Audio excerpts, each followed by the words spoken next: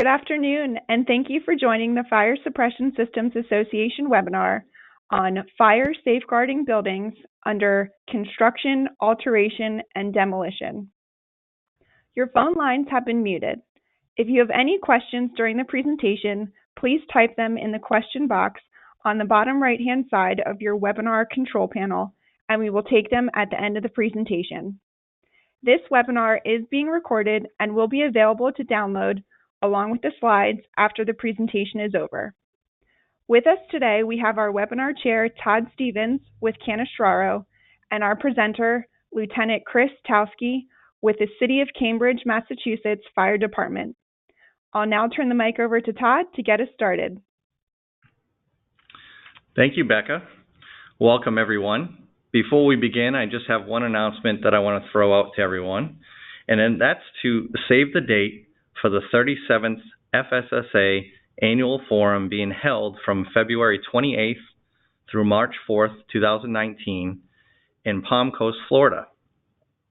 It's the Hammock Beach Resort located directly on the beach, which will offer you plenty of time to relax while not in the educational sessions.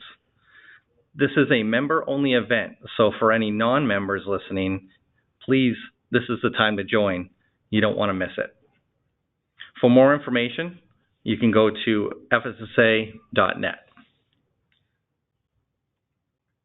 So today's webinar, as Becca had mentioned, is on the fire safeguarding buildings under construction, alteration, and demolition. Our speaker, Lieutenant Chris Towski, has 23 years of total service in the fire department.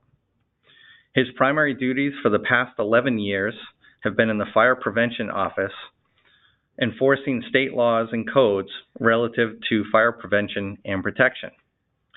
Lieutenant Towski currently is the first Vice President of the Fire Prevention Association of Massachusetts and is a member of a number of associations such as SFPE, AFAA, and AGC. He also holds many certifications in the fire protection industry and is on about a half a dozen NFPA technical committees. With that said, I'll pass it along to Chris. Chris? Hello, everybody. Thank you, Todd. Hey, thank you also, FSSA, and thank you, Becca, as well. Today we're going to talk about fire safeguarding buildings under construction, alteration, and demolition. This is going to be my version, my condensed perspective, if you will. A lot of times these things have a tendency to raise more questions and answers, but hopefully we can at least get everybody going in the right direction, and then we can adjust as we move forward. On top of that, you can see I don't put the term in the NFPA 241. I am a technical committee member for NFPA 241. I started that as an enforcer under the umbrella of the City of Cambridge Fire Department. I've now been endorsed, and I'm going to be under a different heading for the International Association of Firefighters. So they're even seeing a need as we move forward with having involvement and an oversight on this.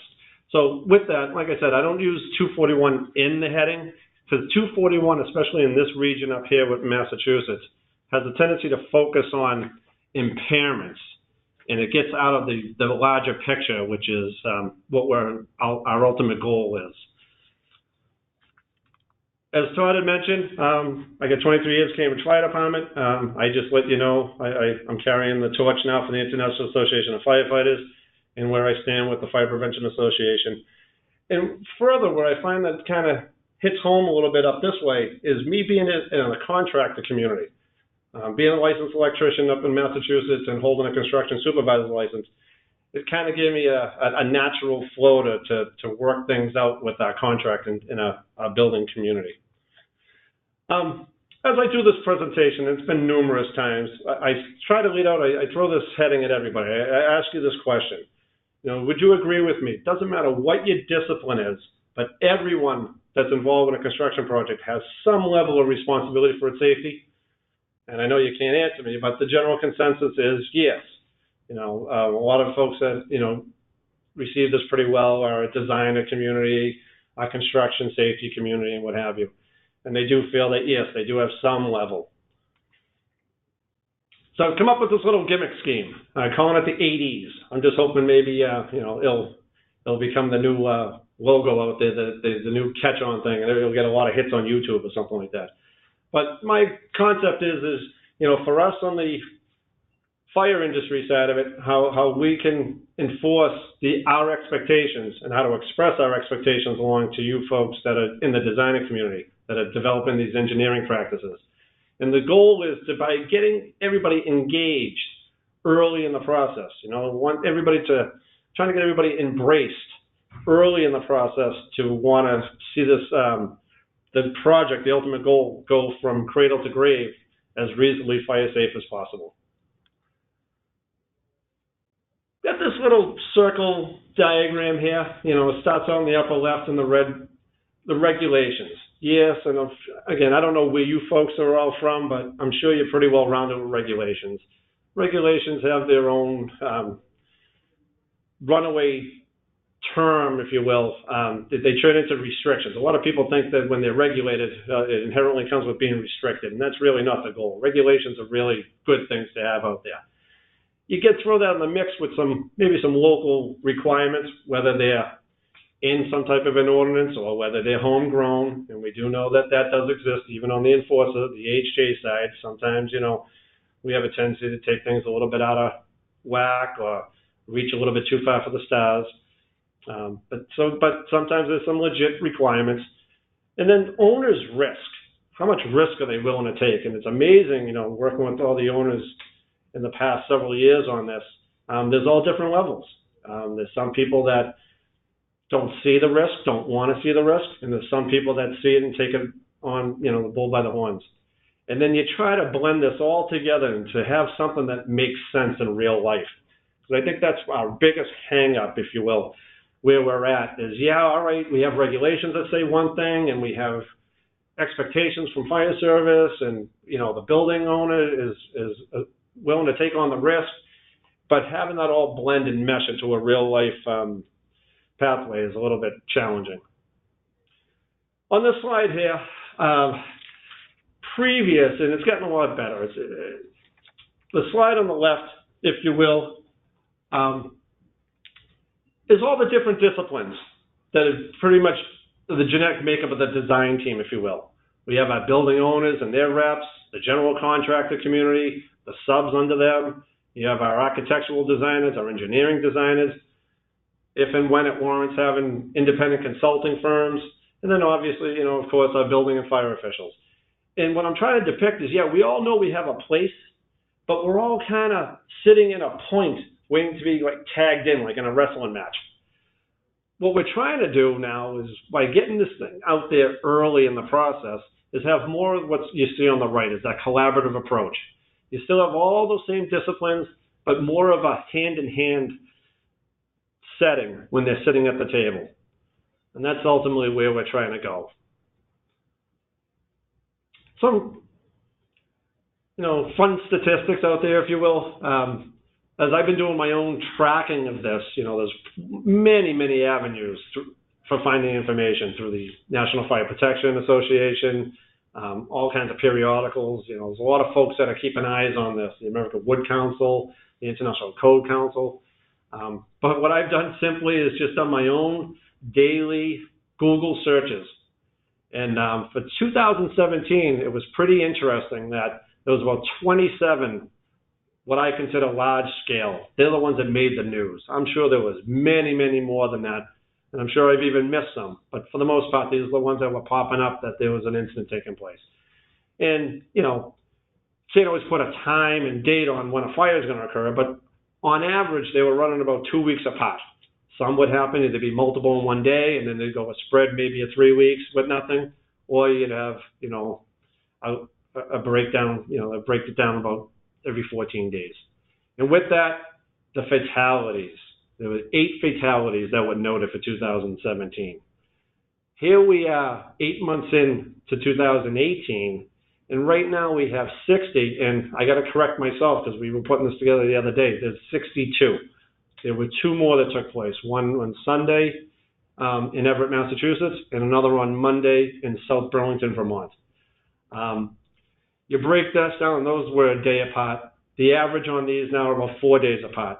And what's increasing, it's sad to say, is our fatalities and injuries. You can see noted here there were 11 noted fatalities and 94 injuries. So that's getting it's getting a little bit out of reach. I think we really need to look at ourselves and to pull this back in to shrink these numbers and hopefully eliminate them. Now, of course, with the International Association of Firefighters, representing them for all of North America, the fire service concerns, and they're nothing new. They've always been there, but predominantly they were just the top two. There was always concern for dollar loss and natural inheritance. We're concerned about fatalities and injuries, both to ourselves, the construction community, and citizens. But a third one's being thrown into the mix now, and now it's a questioning of resources. Do we have enough to slow this down? Do we have enough water available? And we've had, up here in Massachusetts, we've had two pretty significant ones that brought this question, to a head and really challenged it. And that was what we had in Waltham, Massachusetts for 2017. And in 2016, the end of the year there, what we had in my own community of Cambridge, Mass. Run with the dollar loss for a moment, and I found this interesting doing my own research. If you look up the NFPA Journal periodical that goes out in 2014, they posted their large loss fires for the United States. What was interesting was 21 out of 25 were related to buildings. There's over 80% there. And out of that, a third were related to construction projects, with 6 of them being apartments from stick framing and some that were ready for certificate of occupancy for people to move in. And of that, I believe the total for that year was just under $700 million. Here, just under $200 million was related to construction. So that should be a little eye-opening and a little bit, hit home for some people to definitely not want to go that direction. Firefighter fatalities and injuries. This is nothing new. The NFPA 241 document has been around. You open it up. It's since the 1930s. It hasn't changed a whole lot. Maybe its title and maybe some additions. It's pretty much a thin document. So the point being is that fires have been around a long time, and just some ones that are close to this region up here in Massachusetts and New England area. We had a tragic event in 1972 on Father's Day. That was the Hotel Vendome. That was in the Back Bay of Boston. 9 firefighters were killed. An additional 8 others were injured that day, so there were 17 injuries with 9 fatalities. Sadly, one of those individuals was a lieutenant in Boston, and his son was a little bit older than me, was about 9 years old at the time, and grew up without a father. His son ended up being a lieutenant, just recently retired off the Cambridge Fire Department. The devastating effects of 9/11, the Deutsche Bank needed to be handpicked, taken down, because all the damage had accrued. And just too early in the process, simply the standpipes were taken out of service. There was a fire on the 17th floor, and 2 firefighters perished there. And then if you follow where we are now, certainly here in Massachusetts, where we are with our Hot Works program, what took place on March 26th in 2014 in the Back Bay. Another tragic event. This one was stemmed and related to some unpermitted hot work that was being done on adjacent property, and just conditions weren't right, and sadly 2 firefighters perished there, which was a big stimuli for, again, what I mentioned. The NFPA and the Boston Fire Department put together this pretty robust program to get educational awareness out there, and now that's been adopted statewide. And then the resources.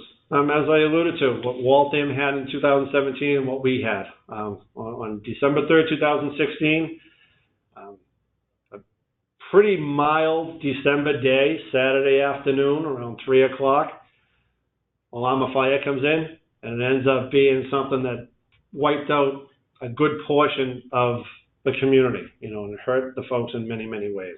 A total of 18 buildings were destroyed.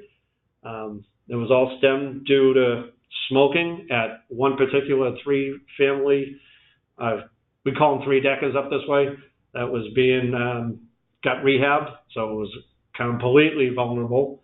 There was some smoking that took place, some poor extinguishment of it, got into a plastic recycle bin, and the rest is history.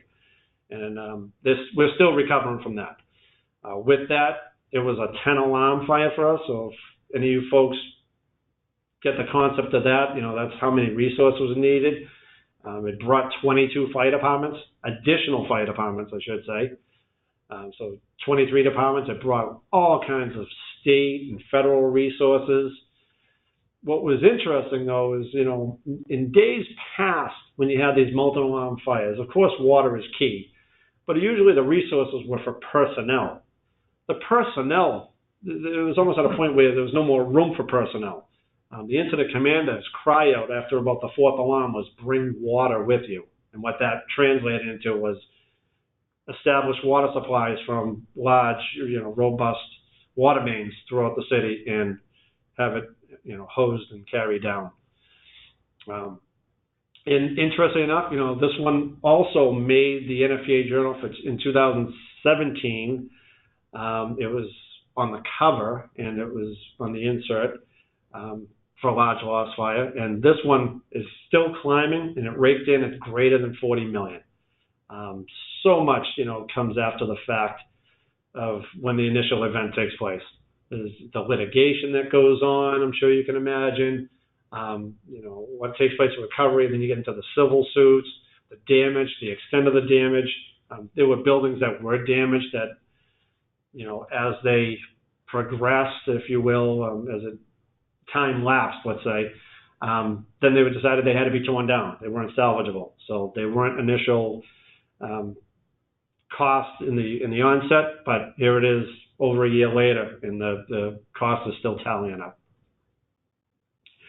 And ironically enough, what we look at, the common causes, the NFPA puts some good info out there, and ironically, and this one still behooves me, is that cooking is our #1 cause.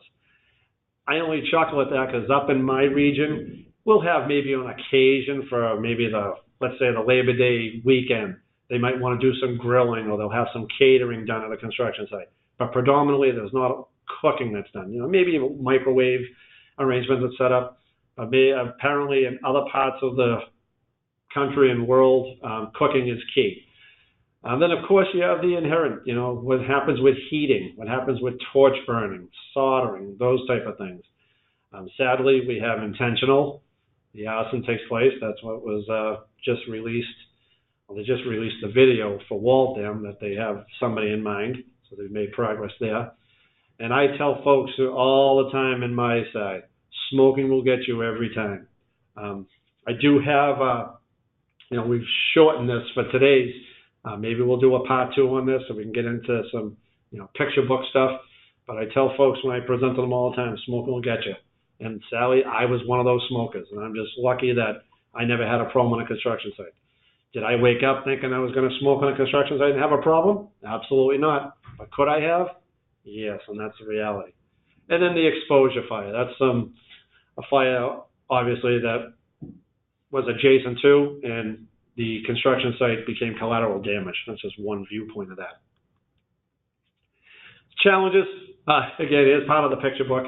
If you can make it out, that's a wood frame single-family building that was early in its construction and had a mishap, and it burnt itself right, to the ground. It was on the ground before the fire department even got there. And wood frame is always going to be the Achilles heel. Of course, we have construction site fires on the steel and concretes, and whether they're hot work related or a mishap with some heating equipment, whatever the case is. But predominantly, the stuff that goes on the wood frames are the ones that obviously make the news, and they do a lot of damage, and a lot of damage fast. I kind of point out when I do my presentations, it's okay if you're the contractor, you're the owner, you have that mishap. But what I'm showing you here is the impact it has on its neighbors. And this isn't Cambridge, but it goes back to my point with the 18 buildings. One building, yep, sadly enough, it's written off, it's gone. Fortunately, nobody had any, nobody perished or got hurt. But it's what goes on to the neighbors that they weren't expecting, and that they bought into this, and they inherited this problem. You know, it's really not fair to those folks. And there's just a couple examples. The building on the left was to the right, if you were facing out the front door of the original fire building in the previous slide. This slide on the left was the building on its right, and across the street is this A-frame. So you see how much heat transfer there was. And I'm sure you folks, you're in the industry, you can have a good grasp on what that means. Here's where our world is headed, though. Again, this is nothing new. This is just where we're at, and just calling it out. New challenges for us. This picture here, you know, for you folks that are in the design community or an installation side of it, may seem commonplace for you. For us, though, in the fire service, you know, we think we live a little bit differently. You know, I look at this and I start thinking, how am I going to throw ladders to it? How am I going to enter it for fire attack? If there's people in it, how are they going to exit? You know, it's a little game changer for us. You know, there's some other curveballs being thrown at us with full and partial occupancy while they're still being constructed. Now, of course, we get it. The world would stop if we did by the letter of both the fire code and building code, where they both clearly state no building shall be occupied while it's under construction. Of course, you know, that had a certain intent as when it was coming out of the ground to when it reached a certificate of occupancy. However, this plays into our everyday. We have these existing buildings now that remain occupied, and then they get full gut rehab. They get multiple disconnects or impairments to their fire protection systems, their fire alarm systems. Another new norm for us now is no longer the conventional having one general contractor under the one ownership that has their own subcontractors for fire alarm and sprinkler. Now there's multiple general contractors working on this. Sometimes they're working together, sometimes they're working opposing each other. But they're bringing in their own subcontracting teams. Now, what's going on with coordination? Who's tracking? Keeping, you know, if they're shutting down sprinklers on the 6th floor, who's making sure that if they're working on the 5th, then nobody's shutting those sprinklers down? So this is what it's evolved into. And then we have this new norm of phase construction. You know, ownerships need to get, it's generally driven by ownerships. They need to get to a certain point to whatever it is to release funds so they can keep going, whatever the case is. But now they need to occupy, and then they have, you know, other areas still under pretty substantial construction. You know, that's raising concern for us in the fire service, for us to be comfortable on allowing people to move in. You know, if we go back to our Waltham event, they had so much of that project that was at the conventional 11th hour. They were getting ready to move people in. How would it have been if people were living there and then that event took place? You know, whether it was only, you know, a week or two away. So that's where we're at. Certainly it doesn't capture it all, but those are some of the highlights that are sticking out. So now, you know, well, what can we do about this? And, you know, again, once we start the dialogue open early in the process, we can start pulling in resources of our code industry. You know, we can start looking into our code path. And this is where we can use NFPA 241 as a tool, because obviously it was designed for buildings that are being vulnerable under construction. If you're not familiar, this is just some examples. This is what we're kind of using up here. Massachusetts is an NFPA. We're not using the IFC. We are under the IBC. Some things when the NFPA is silent, it may trigger the IFC. However, just showing you what they look like. Again, I don't know what it looks like in your part of the world, but these certainly should be in your library.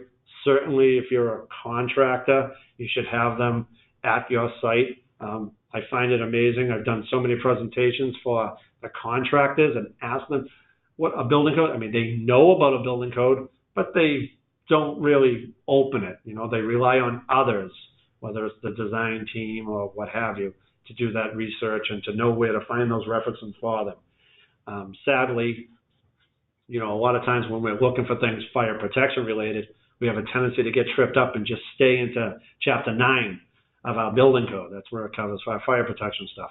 Well, we got to go a little bit further up in the document to find out how we're going to do some reasonable fire protection and safeguarding, and that's up in Chapter 33 world. So if you never see what they look like, that's just some examples. And this is what 241 looks like. This is the most current edition, Massachusetts. We've adopted it. We're in the 2013. I chuckle because it's kind of a little twist, because as much as our fire code and building code have progressed and are really doing wonders for lining up, there's a little discrepancy. One points fingers back to the 2009 edition, which is our building code, but yet our fire code references 2013. But those folks on the state level, they're doing wonders to get that corrected. But nonetheless, this is the one that's out there. We're in the revision process. It was 2018. It'll probably come out now in 2019. We'll see where it takes us. Not a whole lot has changed. A new chapter to be added for tall wood, and because that's going to be another new norm for us. I don't know how it is in your parts of the world. Mass has a little capture on that, though. There's still, you can only go so far with wood. But on occasion, I'm sure certainly other parts of the world, you see it a lot in Canada with tall wood progressing, and I'm sure we'll probably see it here soon enough. Well, that's where we're at. Not going to spend a lot of time in the book. I just point out some key stuff. If you're not familiar with this document, it's pretty simplified. I classify it as an owner's document. It's basically for the owner. It's written a little bit different than what you might be used to if you're working with, let's say, your NFPA 72 for fire alarm and 13 for sprinkler. Those are pretty good, and they're structured to be pretty good installation documents. This one, not so much. You almost have to go to the middle of the document. You got to get into Chapter 7 to see who it even applies to and what to do with it. But nonetheless, that's where it's at. But what I do love about it, though, is it talks about fire safety programs.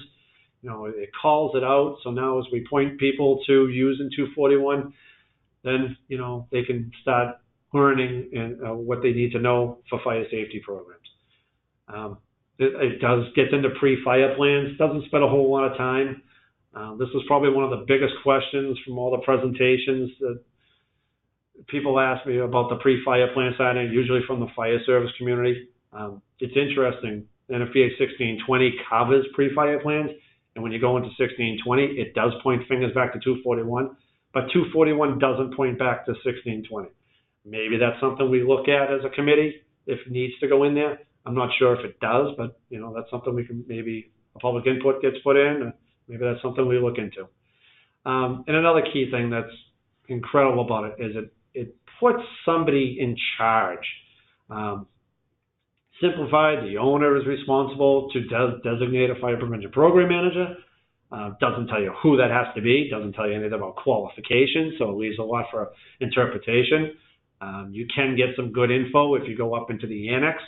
I believe there's 5 or 6 bullet items that kind of summarize what a fire prevention program manager's responsibilities are. But again, it's not clear for everyone.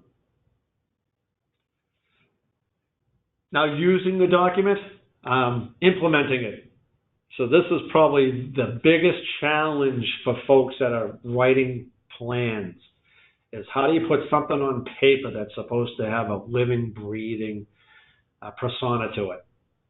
So that's been our challenge. They're working through it, which is a great thing. And we'll see where it goes as we grow with this. But with that implementation, the mindset has to be there, that it has to be what I put up there. It has to be flexible, it has to be modular, so you can expand it, you can take away from it as needed. When you look at your average construction site, you might start out with going into the concrete, so maybe nothing that's needed for fire protection, for fire safety at that time, or very minimal. And then it goes into a long span of wood frame, stick framing. And then at some point it may transition into being another lull period. So that's how the document has to, that's how the document has to be put together. So it covers that in parallel with those time frames. Just like any other document, I get this question a lot. When people are looking for answers, they always, seek out their AHJs and, what do you want? What does this say? What do we do with this? The document, it doesn't cover everything all the time. Sometimes that's the downside. You know, it covers what we need, and sometimes, you know, we just got to look in different areas to find all our answers, and just sadly, sometimes our answers may never be answered. A key thing to remember, folks, if you're doing this, I can't stress this enough. You could have the greatest plan on earth, but unless you test it, it means nothing. And I'm hoping you agree with me on that. You know, I try to throw a little analogy. I mean, let's think of your favorite sports team, and if they had a plan together, but if they never practiced it, you can expect it not to come together, right? And then let's get outside the codes. Now, I've bored you so much with that, we can talk about where it might start affecting you. Because now, especially up this way, and I know it's taken off outside of the Massachusetts area, it's people brainstorming and, you know, coming up with problem solving with things on what they can do for early detection, what they're using with technologies, how things can trigger creatively to bring on, whether they're independent suppression systems like you folks are in the business of doing, or your conventional water-based systems. A lot of that's going on. There are also a lot of folks putting these plans together. Some people get it pretty well, and then some people are just putting words on paper. So now we got to work through on what's really a meaningful plan. You know, I'm personally very appreciative of all the legwork that goes in when people, you know, for these large-scale campus plans for multiple buildings. It's great getting something that's in the 40, 50, 60 page length, but to have something that's real for the day-to-day, that, you know, to digest out there for the early onset or the first response, you know, something in a 1 to 2 page that can kind of over-capture, you know, summarize a lot of that is going to go a long way. And with that now is getting back to that early detection and suppression. Now working this out with the AHJs. As Todd mentioned, I'm the first vice president for a statewide association here, so I have a great connection with the rest of the communities, the fire service and forces, and, you know, different walks of life and different way people are taught the business. You know, I mean, sadly, you know, us as enforcers, we can only enforce what's in code. So now as we're doing things that, yeah, are code intended, but they're not written verbatim, you know, it's stressing the next side of that. So it's we got to work things out with the building and fire folks to get them comfortable to start accepting temporary type systems, if you will. And to get that massaged out there so people can be more comfortable. You know, it's very sad. I come across this a lot. The 11th hour, go out there to do a life safety walk and do a water flow test, run the water, ready to go. Next thing, the fitter, the contractor is shutting the valve off because they have their own legal ramifications and responsibilities through whatever it is, their companies or through their insurance, where they're not in a position to be comfortable because if there's damage or what have you. So we got to do what we can to start working through that. We'll get there, but it's going to take some time, folks. And then what continues to be done? Lunch and learns. I've always been the type to say that, you know, if you offer people food, they'll show up to listen to something. So we got some of that going on. We'll show you in just a minute, I believe it's the next slide, what we've done in Cambridge with this FPPM document. We got some stuff going on with certifications. We're still trying to work things through with the NFPA and what we're trying to do here in Massachusetts to get good quality educations out there for people that are going to take these fire prevention program manager roles and what have you. There's stuff going on there and what's going on the national level. You know, it's slow, but it's moving. And now this is new for me, using an educational webinar. So I hope the takeaway was enjoyable for you folks. This is that fire prevention program manager document. Of course, anytime anything new goes out there, folks, you know, you get all different types of feedback. Some folks were very receptive to it, and some folks were like, well, what is this? Why do I have to do this? I don't want to do this. You're slowing me down type thing. None of that was intended. My experience out there, and I kind of see it as people are collected out there in like groups of three. There's a group of three, like maybe yourselves, that know the industry, know what needs to be done, and you don't need any assistance getting through it. But there's folks on the opposite end of that. There's a group of people that just don't get it at all. They need every bit of help that they can get. And of course, they look into us in the enforcement side, as the AHJs, if you will, for that type of assistance. And that's what this was really targeted for. That last group of people, I'm sure you've dealt with a lot, is they'll spend more time and money to get out of doing something than if they just did it in the first place. But focusing on this, and this is going back to that group of people that need all help, this was just to get the dialogue started early. This way here, when they saw it, when they came into our counter, we would put it in front of them, say, here, fill this out. They'd stop and think, what does this mean? And that was the time to start the dialogue. Not at the 11th hour when they have a mishap or there's a complaint at their site, but to start talking fire safety early on. And this would be the eye-opener, the foot in the door that will allow us to say, hey, this is somebody that has to be charged, making sure there's no fire mishaps while they're working on it. So it takes basically something that they always knew, but might have sat in the back of their mind, and now, for that moment in time, and hopefully stay with them throughout that project, brought it to the forefront, brought it to the front of their mind. And that's the whole intent here, not to cause any mishap. It was more of a document for, identifying and getting some contact, more of a contact info sheet than anything else. But the big purpose, and I'm pretty pleased, and that's gone very well, is that I got the dialogue open to start the discussion early. And then I'm going to wind this down.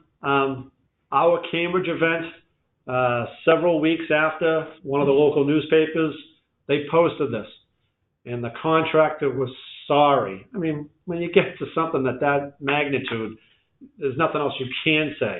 But the point being is, try to avoid being in that position in the first place. And key is, if you can open the dialogue early, work it through with your conventional authorities having jurisdiction, your building and fire officials, get the design team going, how we're going to tackle things early on so there's no 11th hour surprises for ownership. I think if we start going on that track, you're going to have a much better project as you go forward. And I'm going to turn it back over to Todd now. Thank you so much, folks. Well, thank you, Chris. That was a very informative presentation. I think I know I learned a lot about construction, and the statistics, I think, were amazing to see where we're heading this year, not in a good way, definitely with the increase in injuries and fatalities this year. I think it's something that all of us in the fire protection industry really need to take hold of and see if we can do a better job moving forward.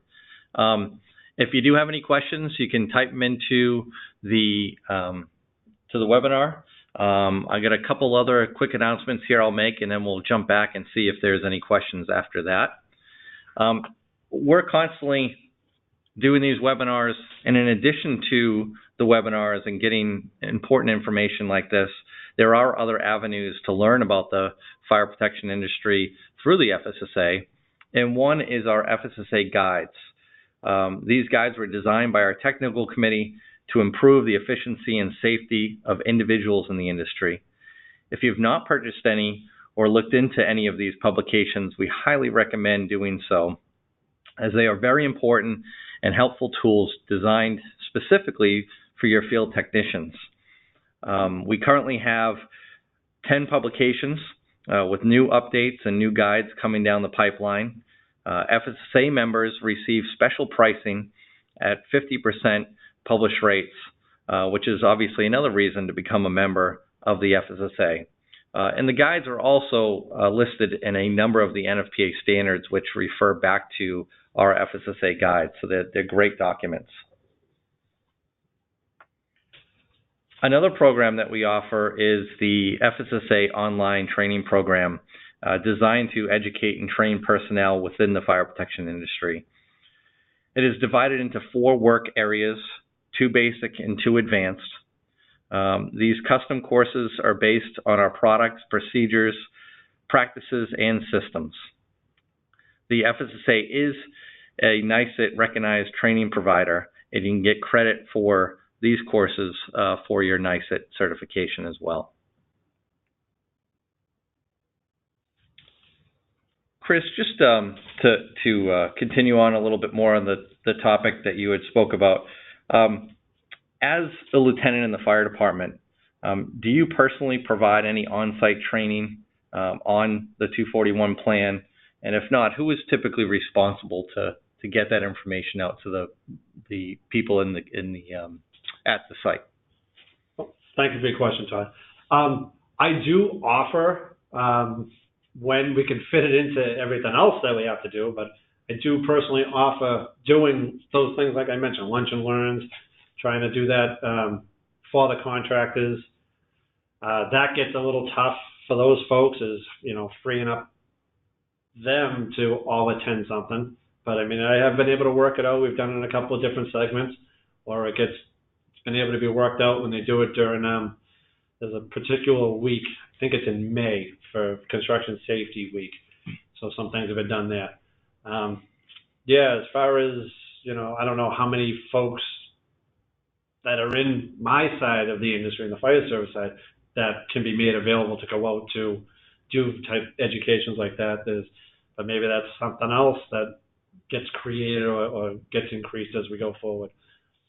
Okay. Now, with these increased challenges with safeguarding construction, who do you see? Does the GC have safety coordinators? Do the subcontractors have safety coordinators? What are you seeing out there today with that, reference to that? Well, thank you again. Great question. Seeing a mixed bag. It all stems on the contracting side of it. A comment I can make is a lot of the larger organizations that are out there, they'll have their own internal safety people, and they're even branching off that they'll have somebody that's educated themselves in a way where they've learned more on fire prevention. So they've become a truer fire prevention program manager outside of more their, the hat they wear, maybe being the OSHA safety individual. That's getting better. Subcontractors, again, they're following suit, but it seems to be, the key is, the top folks, or the larger individuals out there, and that was a whole reason why Fire Prevention Association of Massachusetts and the Associate General Contractors made our mutual agreement. That's how I became a member of them, is hoping we could probably get this moved from the top down. If we can get bigger folks out there, my thought process being maybe some of these folks moonlight on the side, and word will carry on that way. Okay. Well, that's great. Thank you. I know we have a couple questions that came into headquarters. Becca, do you want to read those off to Chris? Yes. Okay. The first one, do you believe that all parties, so this includes fire departments, engineers, should have input in writing the 241 plan? Great question. Yes, absolutely. Absolutely. Nothing in the NFPA 241 document says that it has to be one particular individual that writes it. And yes, everybody that's a stakeholder should have some involvement. Of course, when you put that out in the street, that might get into some maybe toe stepping areas, or some people might not want to take part in it. That's, for those folks to figure out. But I agree with that 100%, and that's the way it should be. If anybody that's involved, have some input, throw it into the bag, mix it up, and you're going to get a much better product out of it. Awesome. Okay, the next one. You've spoken about the various ignition sources. Are there common fuels that are involved in the initial stages of the construction site fires? Oh, great question. Forgive me, I'd have to get back to you on that. you know, where I'm at in this now and what I've been tracking, the fuel has been the wood load. Am I able to readily say that we can point fingers back that, you know, a fuel being maybe an electric load or if it's oil or gas? I don't have that readily for you, and I'm not even sure if it exists. It hasn't been, of course it's on my radar, but it's not the driver right now on getting these general consensus awareness out there. But if that's something that, you know, I can circle back with Todd, and, you know, we could try to keep that alive a little bit and see if we can come down with something that you can get out to your members at a later date. Is that reasonable? Sure. That'd be great. Perfect. Yeah. Okay. So the next question. What are your thoughts on modern technology and the future of firefighting? Things like drones and advanced cameras. Okay, taking me a little bit out of this hat and put me into a different one. Again, great question. I think it's there. It's not something that I'm heavily involved with. I think just inherently technology is going to get there. I mean, quite frankly, where I am, in theory, I only have to do about 8.5 more years in the fire service, you know, then I can retire. Maybe that's where technology will be. You know, but from what I can see, just watching the news and tracking some of the stuff, you know, and a bunch of these other committees that I'm on at the NFPA, seeing where technology's headed, I think there's definitely a place for it, you know, and we'll see where that side of that industry goes.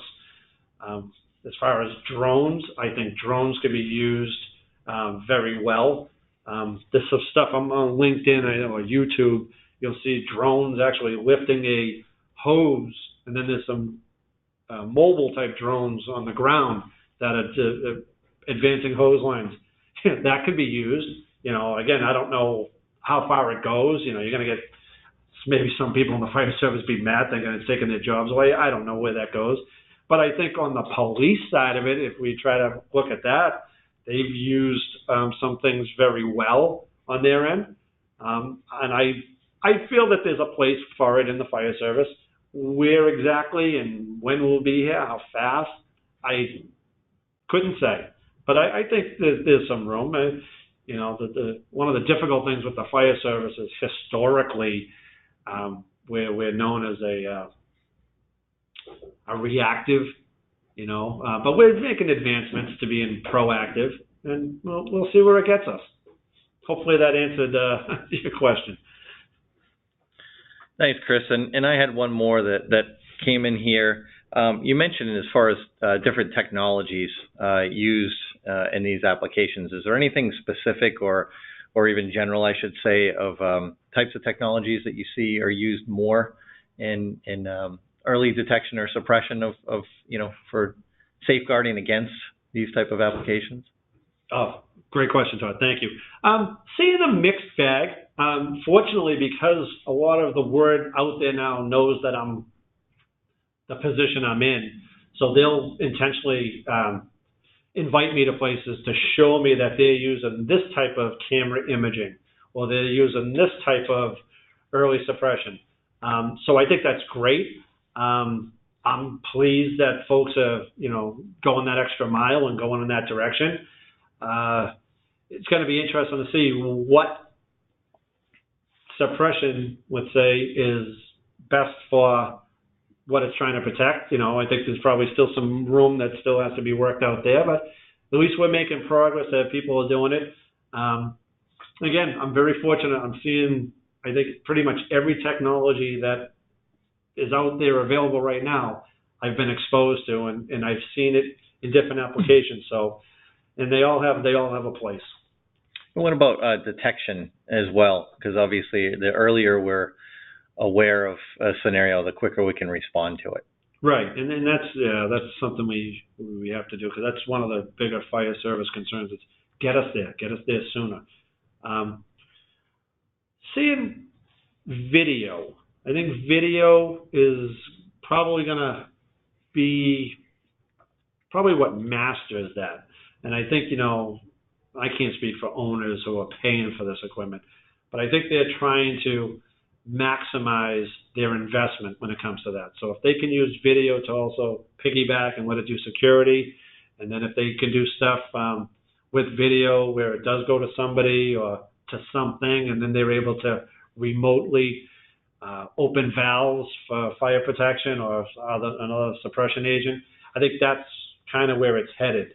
But then again, you know, I do see a lot, and again, I'm sure it's cost driven, but we see a lot of the conventional stuff, you know, things with linear heat detection, or they're going conventional heat detection. That seems to do something, doing something into a fire alarm panel and having it be, you know, maybe it's disconnected from any hard phone lines, but they're doing something wirelessly, or something they're able to do with the antenna system. So I think that's where probably it's headed, but those are about the two that I'm seeing most. You know, the conventional heat detection, and then seeing a lot more with video imaging.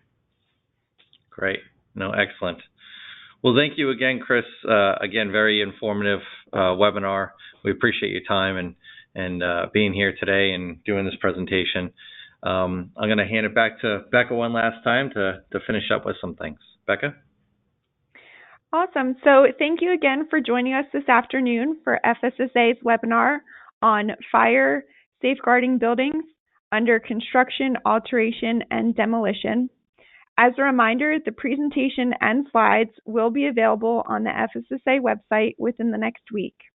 We look forward to having you with us on the next webinar. Thank you.